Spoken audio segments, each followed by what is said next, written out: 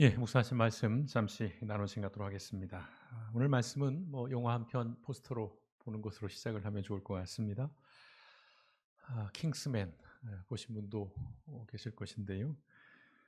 시리즈물입니다. 2015년에 첫 개봉한 영국의 가상의 첩보기관인 킹스맨이라고 하는 그 조직을 중심으로 스케일이 큽니다. 세계를 구하기 위해 특별히 멋진 수트, 양복을 입고 활약하는 비밀 요원들의 이야기입니다. 우리나라에서도 많이 흥행을 한 그런 영화죠. 영화의 내용을 소개하기보다는 이 영화를 상징하는 대사가 있어서 그걸 소개하려고 하는 것입니다. 영화를 보신 분들은 알겠지만 그 안에 많은 명대사들이 있는데 가장 상징적인 대사가 이겁니다. 매너가 사람을 만든다라는 대사죠. 매너가 사람을 만든다. 매너라는 것, 우리가 익히 잘 아는 상식적인 그런 단어이긴 합니다. 그러나 좀 더 깊이 살펴보면 라틴어 마누아리우스라고 하는 단어에서 나온 말입니다. 본질은 손을 뜻하는 거예요. 그러니까 매너라는 것은 이 손의 어떤 방식을 이야기하는 것 같아요. 마누스라고 하는 방식을 뜻하는 손을 뜻하는 마누스와 또 방식을 뜻하는 아리우스의 합성어라는 것이죠. 그러니까 매너는 기본적으로 손을 다루는 방식에서 출발합니다. 그렇죠. 우리가 생각해 보면 상대방을 사람을 대할 때 우리의 손 이게 굉장히 중요한 것일 텐데요. 영어에서 매너는 방식, 태도, 예의, 범절을 의미합니다. 제가 계속해서 상식적인 말씀을 좀 이어갈 텐데요. 넓은 의미로는 풀어보자면 해야 할 것과 해서는 안 될 것을 구분하는 것입니다. 일단 분별이 필요한 것이에요. 그리고 다른 사람의 입장에서 생각하고 존중하고 배려하는 인간의 행동 방식 이것을 매너라고 그렇게 해석할 수 있을 것 같아요. 매너는 품격이라는 단어와 관련이 깊습니다. 품격.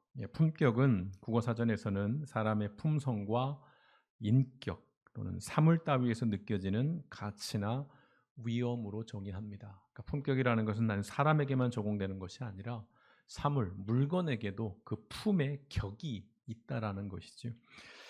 영어로는 존엄, 품위, 위엄, 자존감을 뜻하는 dignity라고 하는 단어가 주로 쓰입니다. 여러 가지 단어들이 또 있긴 합니다만은 요약해 보면 품격이라는 것은 물건을 물건답게 하고 인간을 인간답게 하는 것입니다. 그렇다면 이제 이런 질문이 들어가는 것입니다. 사람이 사람답기 위해 갖춰야 할 품격은 무엇일까?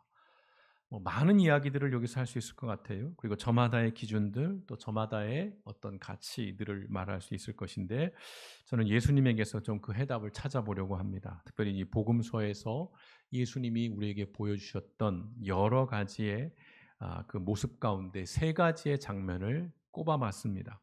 첫 번째 장면은 겟세마네 동산에서 기도하시는 예수님입니다. 이제 곧 사순절이 도래하고 고난주간과 부활절을 앞두고 있는데요. 이 겟세마네 동산에서 기도하시는 예수님. 배경은 그런 것이죠. 이제 드디어 예수님에게 때가 왔습니다. 이제 몇 시간 후면 이제 체포가 되셔요. 그리고 나서 온갖 수모와 고초를 겪으실 것입니다.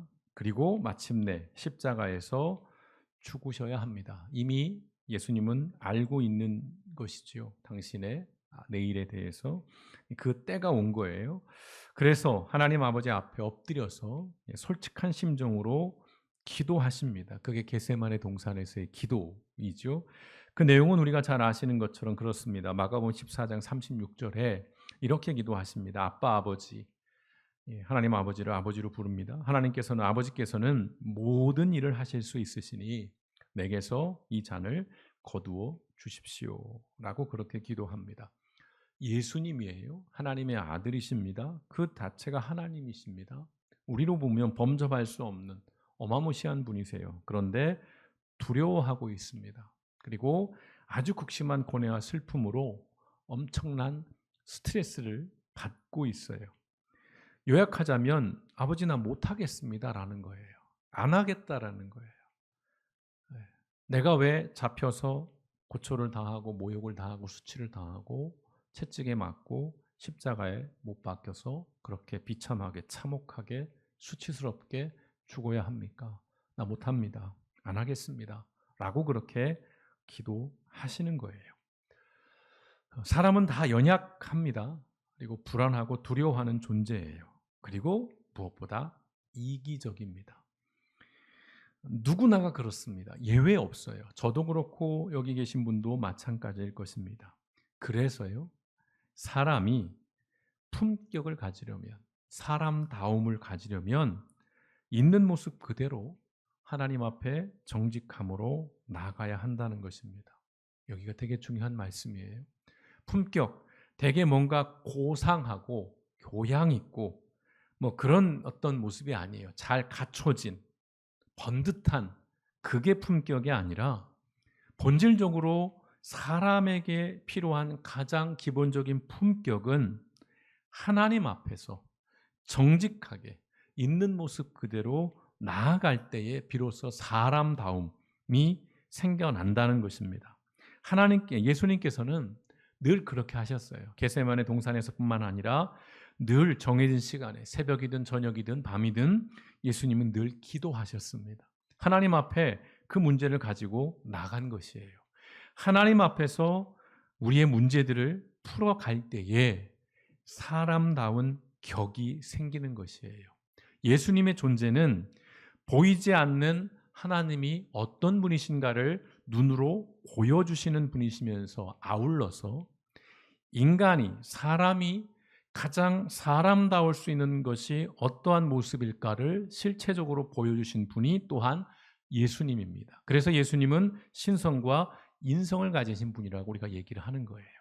그 예수님의 인성을 놓고 볼 때에 그 예수님이 보여주시는 이 모습이 우리가 사람으로서, 사람다움으로서 우리의 격을 만들어가는 데 있어서 가장 최상의 모델이라는 것입니다.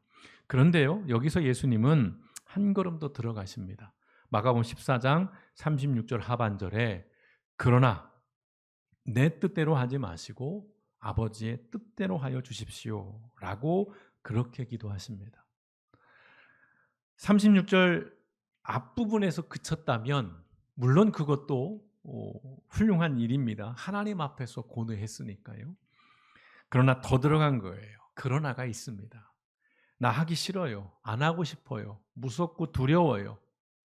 그럼에도 불구하고 그러나 내 뜻대로 하지 마시고 아버지의 뜻대로 하여 주십시오 라고 기도합니다. 무섭고 두려운 자신의 감정 그리고 자신의 마음에 어떤 몰입되거나 거기에 함몰되거나 거기에 갇히지 않고 하나님의 뜻대로 이루어지기를 기도하셨다는 것입니다. 하나님의 뜻을 찾고 그 하나님의 뜻을 구하는 사람, 그 사람이 품격 있는 사람이라는 것입니다.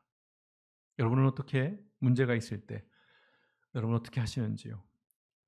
하나님 앞에 있는 그대로의 감정으로 나아가는 것, 그리고 하나님 뜻 가운데 나를 맞춰가려고 하는 것, 그러한 모습을 가질 때, 그러한 태도를 지닐 때에 그러한 사람이 품격 있는 사람이라는 것입니다. 두 번째 장면은 간음하다 잡혀온 여자를 대하시는 예수님이에요. 이 또한 되게 유명한 장면입니다. 어느 날 율법학자들과 바리새인들이 간음한 여자, 현장에서 잡혀옵니다. 현행범이에요. 사람들 사이에 세워놓습니다. 이게 중요한 포인트예요. 사람들 사이에 세워놨다는 거예요. 그리고 예수님께 질문을 합니다. 뭐라고 질문하냐면 모세는 율법에서 이런 여자는 돌로 쳐 죽이라고 했는데 당신은 어떻게 생각하십니까? 라고 질문을 합니다. 자, 율법에 근거한 질문이에요. 그래서 합법적으로 보이고 거룩해 보이고 경건해 보입니다. 신앙적인 질문인 것처럼 보여져요. 그런데 대단히 불순한 질문입니다. 그걸 간파하신 예수님은 이제 바닥에 앉으셔서 우리가 잘 아시는 대로 땅에 뭔가를 쓰셨어요. 도대체 뭘 쓰셨나? 이것만 가지고도 책 한 권을 내는 분들이 있습니다. 이런저런 상상을 동원해서 전혀 예상 밖의 대답을 하시죠. 그게 요한복음 8장 7절입니다. 뭐라고 말씀하십니까? 너희 가운데서 죄가 없는 사람이 먼저 이 여자를에게 돌을 던지라. 이런 말씀이죠. 죽여라 살려라가 아니에요. 전혀 다른 접근을 하시는 것입니다. 너희 가운데서 죄가 없는 사람이 먼저 이 여자에게 돌을 던져라. 이 말을 들은 사람들의 반응에 대해서 요한은 우리에게 이렇게 들려줍니다. 9절 말씀에 이 말씀을 들은 사람들은 나이가 많은 이로부터 시작하여 하나하나 떠나가고 마침내 예수만 남았다라고 말씀해요. 중요한 포인트가 그거죠. 나이가 많은 이로부터 시작해서 유추해 보건대 오래 살수록 흠결이 많은 것이죠. 먼지가 많이 쌓일 수밖에 없는 것입니다. 양심에 찔리는 것들이 있는 것이죠. 그래서 결국은 다 떠나가고 맙니다. 그리고 예수님께서 그 여자에게 이렇게 물으시죠. 8장 10절에 여자여 사람들은 어디 있느냐? 너를 정죄한 사람이 한 사람도 없느냐? 라고 물으셔요.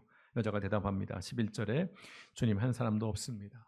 그러자 예수님 말씀하시죠. 11절 하반절 나도 너를 정죄하지 않는다. 가서 이제부터 다시는 죄를 짓지 말아라 라고 말씀해요.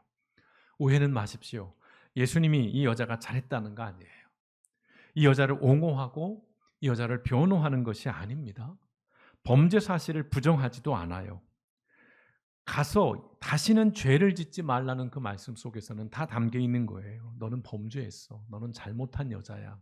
그러니 다시는 죄를 짓지 마라 라고 명확하게 그 범죄 사실을 짚고 넘어가시는 거예요. 근데 중요한 포인트는 뭐냐면 이겁니다. 다만 그 여자를 어찌 보면 사회적인 약자일 수 있습니다. 어찌됐든 잘못을 했지만 그러한 여자를 악의적으로 이용하려는 자들의 그 악한 의도를 예수님께서는 무력화하신 거예요. 이게 중요한 겁니다. 모세는 율법에서 이렇게 말했는데 당신은 뭐라고 대답하시겠습니까? 라는 그 질문 속에는 나쁜 의도가 있는 거예요. 특별히 한 여자를 대중들 군중 사이에 세워놓고 그야말로 인민재판을 하는 것이죠. 그리고 그 사람을 이용해서 예수님의 덫을 거는 아주 나쁜 사람들인 것이죠. 악한 의도를 가진 거예요. 그걸 무력화시킨 것입니다. 아울러서 무자비한 폭력으로부터 그 여자를 보호한 것이에요. 시시비비를 가리는 것보다 중요한 문제들인 거죠. 자신이 행한 불법에는 딱 눈 감고 그 불법을 합법으로 둔갑시키기 위해서 무고한 사람들을 위협하고 심지어는 죽이려고 드는 자들에게 사람이 지녀야 할 품격은 어디에도 없는 거예요. 그들에게는 품격이라는 걸 찾아볼 수가 없는 것입니다. 더욱 참담한 것 그런 것이죠. 약자예요. 그러면 그런 약자를 보호하고 그 약자를 지켜주는 것들이 인간이 가져야 할, 그 사회가 가져야 할 품격이고 수준이라는 것입니다. 그런데 전혀 그러한 모습을 그 군중들 속에서는 그들이 모세의 율법을 얘기하고 신앙의 언어를 얘기하지만 그들이 종교적인 이야기를 얘기하지만 어디에도 거기에는 신앙적인 내용도 없고 인간적인 품격도 없다라는 것입니다. 우리나라 헌법기관 중에 국가인권위원회가 있습니다. 이게 헌법기관인지 제가 좀 헷갈리긴 하는데요. 국가인권위원회가 있습니다. 국가인권위원회는 말 그대로입니다. 사람들을 지키는 거예요. 사람, 특히 사람의 인권에는 모든 여러 가지가 포함되는 것이지요. 어떤 소외된 또는 부당한 차별, 어떤 혐오 이런 모든 걸로부터 지키라고 만든 기관이에요. 그런데 이 국가인권위원회가 윤 대통령의 방어권을 보장해야 한다라는 안건을 의결을 했습니다. 언뜻 들으면 틀린 말이 아니죠. 아무리 죄를 지었어도 아무리 대통령일지라도 방어권이라는 것은 보장이 돼야 되는 게 맞아요. 그걸 문제 삼지는 않습니다. 그런데 지금 이 상황에서 대통령의 방어권을 보장해야 한다라는 안건을 의결한 국가인권위원회는 그 존재 가치를 스스로가 부정해버린 거예요. 더 많은 인권을 유린하고 더 많은 사람들의 생명을 해하려고 했던 일에 대해서는 말하지 않고 대통령을 약자라고 보는 거예요. 우리나라에서 대통령은 약자가 아닙니다. 특별히 그 인권위의 상임위원으로 있는 김용원 씨, 실명을 거론하겠습니다. 하도 가짜뉴스 얘기들을 말씀하니까요. 그 사람이 이런 말을 합니다. 만약 헌법재판소가 주권자인 국민의 뜻을 거슬러 대통령을 탄핵한다면 국민은 헌법재판소를 두들겨 부수어 흔적도 남김없이 없애버려야 한다라고 발언했습니다. 이날 방어권을 의결하는 때 어떤 일이 벌어졌냐면 그 인권위원회를 이른바 구구들이 장악을 합니다. 너무 웃긴 건 그 왜 방패를 들고 왔는지 모르겠어요. 미국 영화 주인공. 이들이 문 앞에 서서 사람들을 통제합니다. 그럴 만한 아무런 권리가 없는 자들이에요. 근데 그 앞에서 이들이 했던 방식이 뭐냐면 너무도 참혹합니다. 오는 사람들, 기자들 누구든 상관없이 묻고 뭐라고 말하면 시진핑 욕해보라고 합니다. 그게 인권위원회에서 벌어진 일이에요.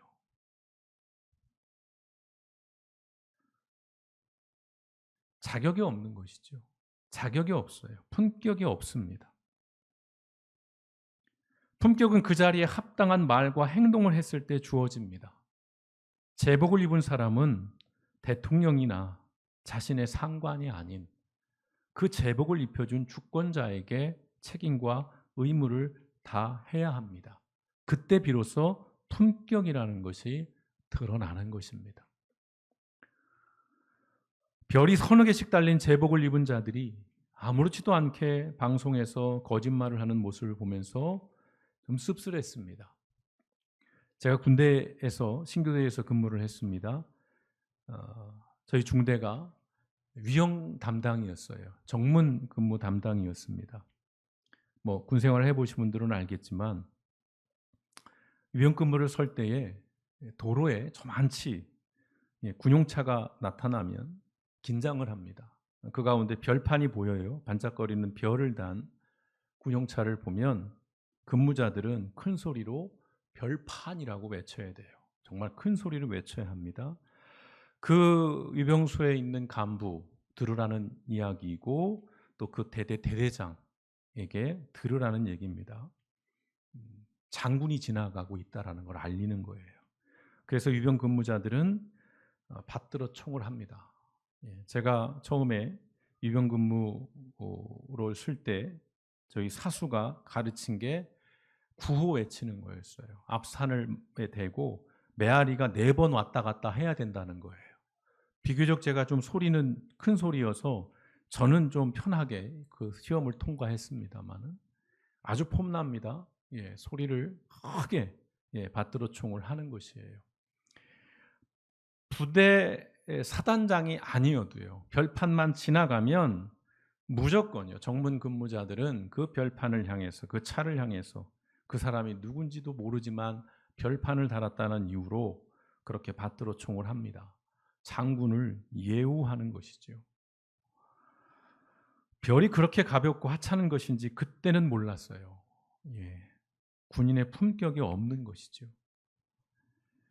그리스도인들은 제복을 입은 군인과 같습니다. 우리의 신앙은 개인적인 욕망을 성취하기 위함이 아니라는 말씀을 수없이 드립니다. 욕망을 위해서 하나님을 이용하고 다른 사람들을 이용하고 신앙을 팔아먹어서는 안 되는 것이죠. 지금 무슨 뭐 광화문파니 여의도파니 특별히 광화문파가 이제 교회로부터 버림을 받고 있습니다. 왜냐하면 그들이 볼 때도 너무 같기 때문이에요. 정광훈 씨를 버렸습니다. 그리고 새롭게 얼굴마담으로 내세운 것이 소년보 목사 세계로교회인 것인데요. 저는 뭐 광화문 집회를 나가보지는 않았습니다. 그런데 언론 소식 등을 통해서 또 이런저런 기독교계의 뉴스를 통해서 거기 가보면 장사를 한다는 것이죠. 카드 가입을 시키고 알뜰폰 가입을 시킵니다. 그게 자기 딸과 아들이 하는 사업체예요. 수익 사업을 하는 것입니다. 결코 신앙의 공동체, 거룩한 대의를 가진 집단들이 아니라는 것입니다. 품격이 없어요. 그리스도인의 품격은 강자에게 비굴하지 않고 약자에게 거들먹거리지 않는 데서 나옵니다. 내 욕망을 채우기 위한 타인에 대한 혐오, 차별, 폭력, 그런 언어 행동은 천박할 뿐인 것이에요. 목사가 마이크를 잡고 죽이라고 말합니다. 죽여도 된다고 말합니다. MBC 기자, 카메라 기자를 발로 넘어뜨리면서 사람들이 모이면서 뭐라고 말했습니까? 죽여. 죽여도 돼. 죽여야 해.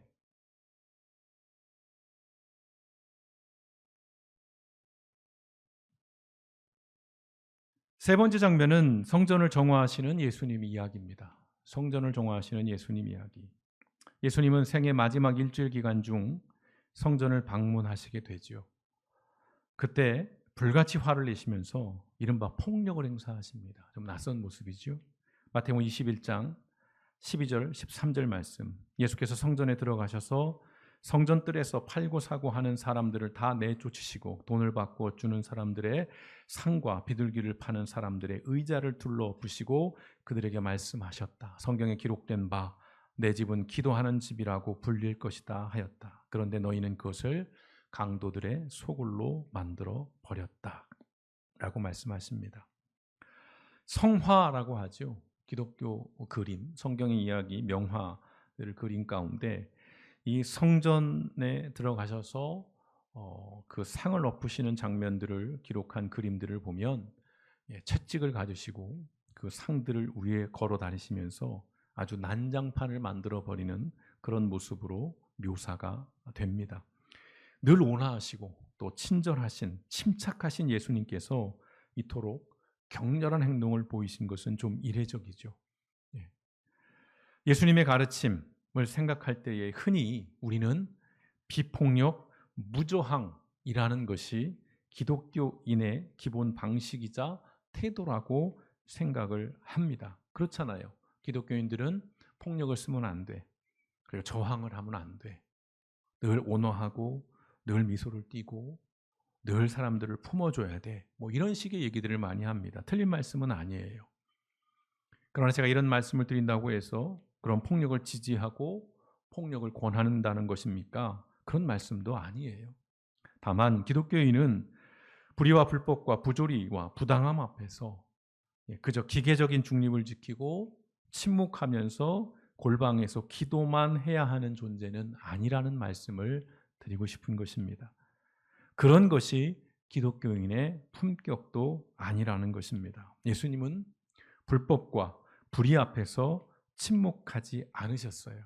특별히 성전에서 그렇게 화를 내신 것은 성전이라고 하는 어떤 거룩함, 어떤 경건함, 어떤 신앙의 모체가 되는 근간이 되는 그 성전에서 신앙을 빙자해서 말씀드렸다시피 환전을 하는 것은 성전세를 내기 위한 일이에요. 거룩한 일이죠. 그런데 그 일을 위해서 거기서 환전을 하는 사람들이 고리대금을 하고 또 거기서 재물을 파는 사람들이 사기를 치고 그러니까 교회를 이용해서 신앙을 이용해서 사기를 치고 불법을 저지르고 불순한 일을 행하시는 그 모습에 참으실 수 없었던 겁니다. 그래서 그렇게 격렬하게 반응하신 거예요. 예수님의 십자가를 한번 생각해 보시겠습니다. 예수님의 십자가. 어떤 우리가 아는 이미지는 침묵하면서 말없이 걸어가시는 하나님의 어린 양, 우리를 대신해서 순교하시는 그러한 이미지들이 있을 거예요. 그런데 그 십자가는요, 생각해 보면 그저 무기력한 수능의 상징이 아니라는 것입니다. 죄와 악한 세력에 대한 적극적인 저항이에요. 그렇다고 저항이 곧 폭력은 아닙니다. 오해하지 마십시오. 예수님께서는요, 오른뺨을 때리면 누군가가 왼뺨을 돌려대라고 말씀을 하셔요. 굉장히 어려운 얘기입니다. 그래서 사람들이 이 말씀을 근거로 비폭력을 얘기해요. 맞습니다. 비폭력인 건 맞아요. 그렇다고 해서 이것이 무저항은 아닌 것입니다. 엄밀하게 말씀드리면 오른뺨을 맞았을 때 왼뺨을 들이대는 것은 비폭력 저항이에요. 저항을 말씀하시는 겁니다. 비폭력 저항의 가장 훌륭한 사례가 우리나라 집회죠. 예. 외국의 집회들을 어떤 시위들을 한번 생각해 보시면요. 우리가 이른바 선진국이라고 말하는 유럽은 일단 불부터 지르고 시작합니다. 시위할 때. 일단 타이어 불 붙여요. 그리고 나타나는 공식이 뭐냐면 약탈입니다. 상점을 털어요. 걔네들의 시위 방식입니다. 그런데 우리나라는 2016년 촛불 집회가 그랬고 이번 탄핵 집회가 그랬듯이 우린 비폭력이에요. 그래서 외신들은 경이롭다고 말합니다. 이토록 품격 있는 시위를 본 적이 없기 때문인 것이죠. 일단 그들의 시위는 불질러야 되는 것이고 상점들을 약탈해야 되는 것인데 그렇지 않은 것이죠. 그래서 미국 같은 경우는 시위가 예상되면 어떤 일을 벌이냐면 상점 앞에 합판으로 다 도배를 해버립니다. 덮어버려요. 예. 창문 깨고 물건 훔쳐가지 않게 하려고요. 그들의 시위 내용이 막 이상하고 폭력적인 내용이 아니에요. 좋은 내용인데도 그들은 그렇게 시위를 합니다. 근데 우리는 그렇지 않죠. 촛불 들고 나가고 앉아서 노래 부르고 춤추고.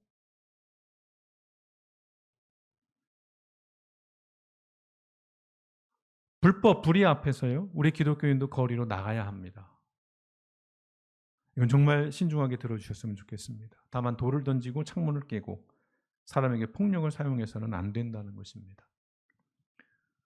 일부 목회자와 교회가 배후로 지목된 이번 법원 폭동으로 인해서 국가의 품위를 잃었어요. 외신에서 더 이상 한국 시위가 경이롭다는 얘기를 하지 않습니다. 품격 있다는 얘기를 하지 않아요.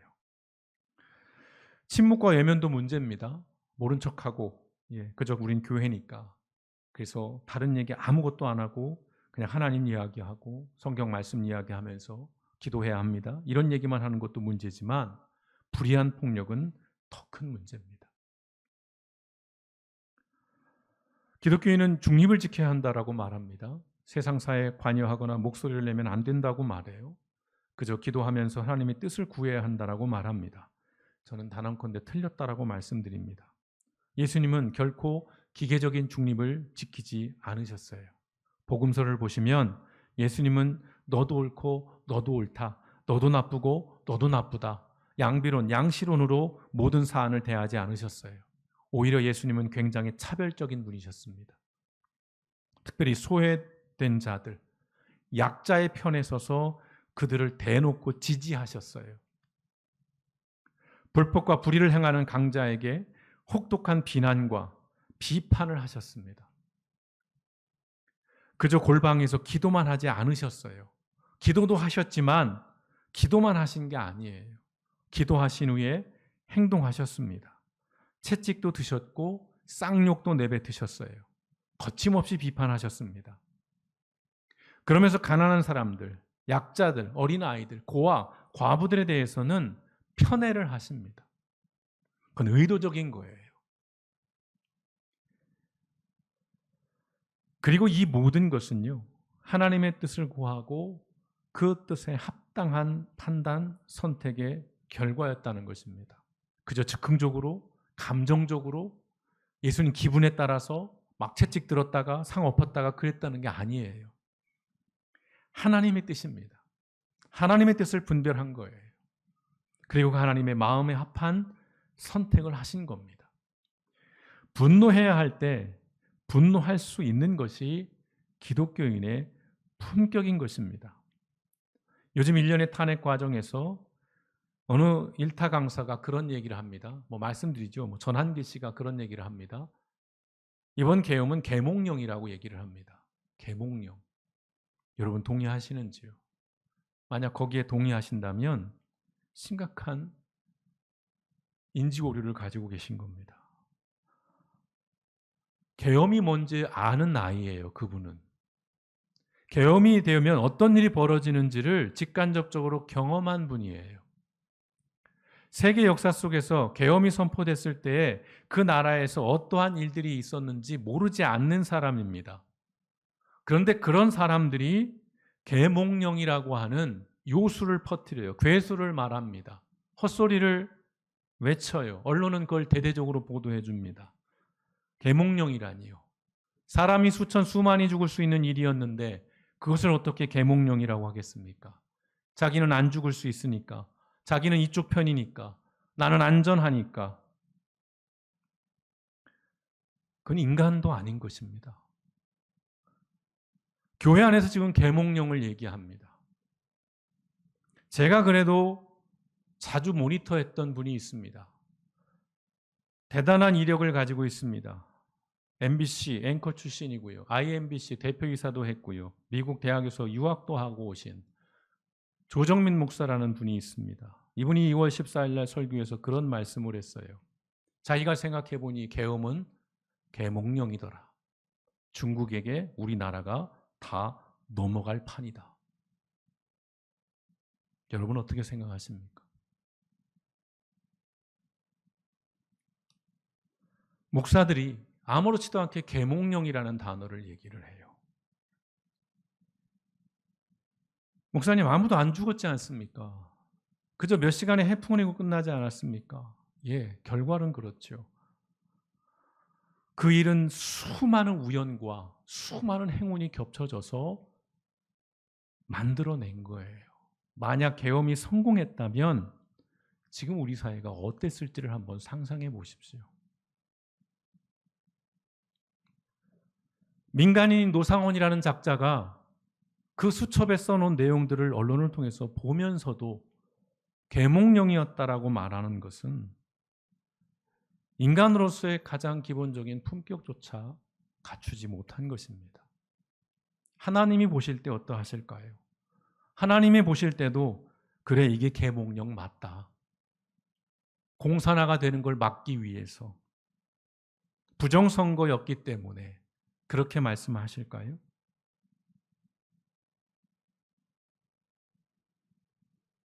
수많은 사람의 명단들이 있습니다. 대놓고요.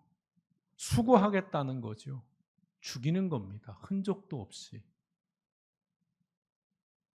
이러한 일들이 벌어졌을 그 어마무시한 일들 앞에 아무렇지도 않다라고 말을 해요. 그리고 오히려 잘했다라고 말을 합니다. 심리학에서 그런 말이 있습니다. 기분이 태도가 되지 않게 하라. 들어보셨죠? 기분이 태도가 되지 않게 하라. 내 기분이 다른 사람을 대하는 태도가 되면 그것은 무례함이자 폭력입니다. 내가 국회에 가서 시정연설을 하는데 박수도 안 쳐주고 쳐다도 안 보더라. 기분이 나빴다. 그래서 계엄했다. 라고 대통령이 말을 합니다. 당신이 그 전에 국회에 대해서 어떤 행동을 취했고 어떤 말을 했는지는 싹 다 까먹는 거예요. 오로지 자기 기분이에요. 내가 대통령인데 말이야. 박수도 안 쳐? 자리도 안 지켜? 나보고 그만두라고 해? 기분 나쁘네? 싹 다 잡아들여. 옳고 그름에 대한 판단과 평가가 상식이 아니라 감정에 따라 결정이 되는 이 현실들, 우리는 두렵고 떨림으로 봐야 합니다. 하나님의 말씀이, 예수님의 가르침이, 성령님의 인도하심만이 우리의 기준이 되어야 하는 것입니다. 근데 오히려 그리스도인들이 더 앞장서서 사실이 아닌 욕망이 만들어낸 왜곡된 감정에 사로잡혀서 지금 극단적인 행동들을 서슴없이 하고 있습니다. 어디에도 품격이란 찾아볼 수 없는 행동입니다. 정말 자신들이 주장하는 바가 옳고 정의롭다면 그 방식도 품격이 있어야 하는 것입니다. 죽여버리라고 발로 짓밟고 때려 부수고 그건 결코 정의로운 것도 아니요. 거기엔 어디에 정당성도 없는 것입니다. 그리스도인의 품격은요, 그저 한 사람의 교양의 문제가 아니죠. 죽고 사는 문제입니다. 나 그리고 다른 사람. 그래서 우리는 품격 있는 태도로 살아야 한다는 것입니다. 그저 내가 멋진 사람으로 보이기 위해서, 내가 젠틀한 사람으로, 내가 상식 있는 사람, 교양 있는 사람으로 보이기 위해서가 아니라 내가 살고 죽는 문제, 그리고 다른 사람이 살고 죽는 문제이기 때문에 우리에겐 품격이 필요하다는 것입니다. 지금 우리의 품격은 살리는 품격인지 아니면 죽이는 품격인지 그 어느 때보다도 진지하게 물어야 할 시점에 있습니다. 제가 몇 주에 걸쳐서 이런 말씀들을 계속 드리는 것은 지금 우리 사회가 우리가 생각하는 것보다 훨씬 더 위험한 사회로 가고 있기 때문에 그렇습니다. 무엇보다 그 일의 핵심에 교회들이 자리하고 있다는 것입니다. 살리는 일을 해도 어려운 판인데 죽이는 일들을 앞장서고 있습니다. 예수님께서 복음서에서 보여주셨던 그 품격 있는 모습들을 우리가 다시금 살펴보면서 우리 시대에 내가 그리스도인으로서 어떻게 살아가는 것이 하나님 마음에 합한 사람이고 품격 있는 그리스도인으로 사는 것인지 이 한 주간 다시 한번 하나님 말씀 앞에 우리가 깊이 빠져들고요. 또 우리가 이 세상을 하나님의 시선으로 바르게 분별해서 치우침이 없이 또는 왜곡됨이 없이 하나님의 편에 서서 이 한 주간도 우리가 실족하지 않는 품격 있는 그리스도인으로 살아가시기를 주님의 이름으로 축원드립니다. 함께 기도하시겠습니다.